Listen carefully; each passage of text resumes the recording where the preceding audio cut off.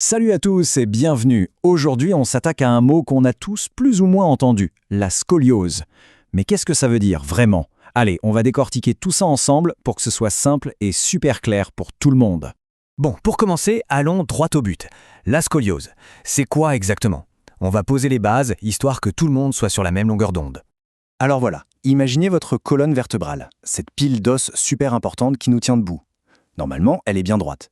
Eh bien, avec une scoliose, au lieu de rester droite, elle va se courber, comme ça, sur le côté. C'est aussi simple que ça, en principe. Pour que l'image soit vraiment claire, pensez à la forme d'une lettre, un S ou parfois un C. C'est un peu ça. La colonne ne forme plus une ligne de droite, mais prend l'une de ses formes. Ok, donc on a compris ce que c'est. Mais la question qui vient tout de suite après, c'est mais d'où ça vient? Pourquoi est-ce que ça arrive? Et là, attention, c'est peut-être le truc le plus surprenant. Dans la plupart des cas, eh bien, on ne sait pas. La cause exacte reste un mystère. C'est ce que les médecins appellent une scoliose idiopathique. Souvent, elle fait son apparition pendant les grosses poussées de croissance, à l'enfance ou à l'adolescence. Parfois, plus rarement, c'est là dès la naissance ou c'est lié à des questions de muscles ou de nerfs. Et ça, c'est vraiment le point le plus important à retenir de tout ça. C'est la faute de personne. Vraiment. Ce n'est pas parce qu'on a fait ou pas fait quelque chose. Non, c'est une condition médicale, point. C'est un message super important à faire passer. D'accord, mais alors comment on la détecte? Comment les médecins font pour être sûrs? On va voir comment ça se passe du premier soupçon jusqu'au diagnostic. En fait, le processus est assez simple, vous allez voir. D'abord, il y a un examen visuel, le médecin regarde simplement le dos. Ensuite, il y a ce test très connu, on demande de se pencher en avant, les bras pendants. Ça permet de voir tout de suite si une épaule ou un côté du dos est plus proéminent que l'autre.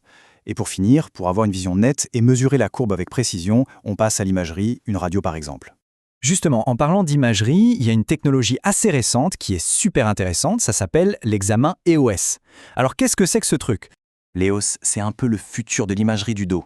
Il a deux avantages énormes. Primo, beaucoup moins de radiation qu'une radio classique. Et ça, c'est génial, surtout pour les jeunes qui ont besoin d'un suivi régulier. Deuxio, il donne une vue d'ensemble du corps, de la tête aux pieds, en position debout. Et pas seulement en 2D, mais aussi en 3D. Ça donne aux médecins une vision hyper complète et précise de toute la posture. Ok, le diagnostic est posé. Et maintenant, qu'est-ce qu'on fait? On va regarder ensemble les différents traitements possibles. Et bien sûr, tout dépend de l'âge de la personne et de l'importance de la courbe. Alors, la première option peut paraître un peu bizarre. Pour les petites courbes, souvent le traitement principal, c'est la surveillance. Oui, juste observer. On surveille de près pour voir si ça bouge. C'est hyper important parce que ça évite de se lancer dans des traitements lourds pour des courbes qui sont stables et qui ne poseront peut-être jamais de problème. Ensuite, on a le corset. Il faut vraiment le voir, non pas comme une contrainte, mais plutôt comme un tuteur, une coque qui vient guider la colonne. Son rôle est super important pendant la croissance, il est là pour aider le dos à pousser le plus droit possible et empêcher la courbe de s'aggraver. Un autre pilier du traitement, ce sont les exercices. La kiné, des exercices bien spécifiques, tout ça c'est pour renforcer les muscles du dos. L'idée, c'est de construire une sorte de corset naturel, une musculature forte qui va venir soutenir la colonne de l'intérieur. Et enfin, il y a la chirurgie. Attention, il faut être très clair là-dessus. L'opération, c'est vraiment réservé aux cas les plus importants quand la courbure est très marquée. C'est une solution efficace, mais on ne l'envisage que si les autres approches ne suffisent plus. Bon, on a couvert pas mal de choses, alors si on devait résumer, qu'est-ce qu'il faut vraiment retenir? Pour faire simple, la scoliose, c'est une déviation de la colonne sur le côté. On la diagnostique avec un examen du dos et de l'imagerie. Le point le plus important, ce n'est la faute de personne.